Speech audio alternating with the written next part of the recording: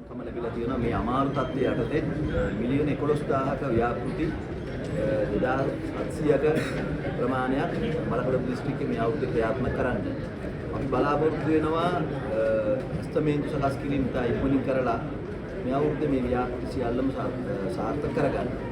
ඒ වගේම මේ අමාරු මොහොතේ දිස්ත්‍රික්කයේ කෘෂිකර්මාන්තයේ දෙන ගොවි ජනතාව වෙනුවෙන් අපි ගොවි ජනතාවගේ ඉල්ලීම් 20437කට ඉන්ධන පහසුකම් ලබා දීලා තියෙනවා. බාධාවකින් තොරව දැනට නිකුත් කිරීම කරලා තියෙනවා 4215කට ප්‍රාදේශීය ලේකම්වරුන් කරහා ලැබිච්ච ඉල්ලීම්.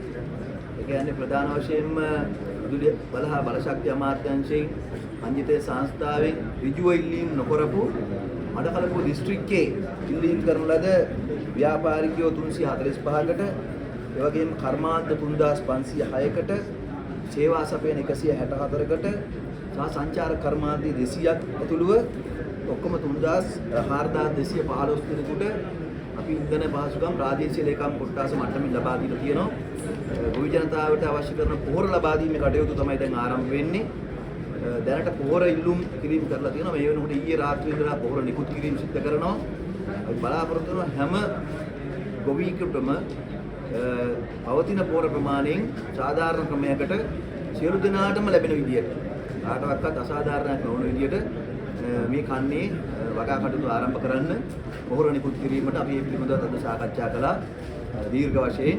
ඒ වගේම කනගාටුදායක සිදුවීමක් සිද්ධ වෙලා තියෙනවා මඩකලපුව දිස්ත්‍රික්කයේ ඝාතනයක් සිද්ධ වෙලා තියෙනවා. ඒ පිළිබඳව නියෝජ්‍ය පොලිස්පතිතුමා පැහැදිලි කිරීම කරා. පැය 24ක් යනකොට ඒ සියලුම අධිකරණ ඉදිරිපත් කරන්න ඕන අයව සැකකරුවන් අධිකරණ ඉදිරිපත් කළා තියෙනවා.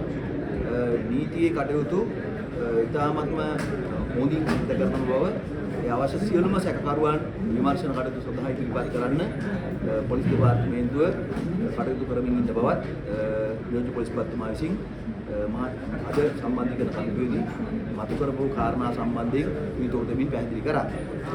ඒ නිසා විශේෂයෙන්ම අපි මේ ගත කරන මොහොත ඉතාමත්ම රටේම ලෝකෙම රටවල් වල අමාරු කාලයක් බව කවුරුත් දන්නවා. එහෙම තියෙද්දි නිලධාරීන් විශාල ප්‍රමාණයක් අද සහභාගී වුණා. සූම් තාක්ෂණය වගේ සහභාගී වුණා. අපි බලාපොරොත්තු වෙනවා සංවර්ධන කටයුතු මඩකලපුව දිස්ත්‍රික්කයේ අඛණ්ඩව පවත්වාගෙන යන්න ගැටලුවකින් තොරව.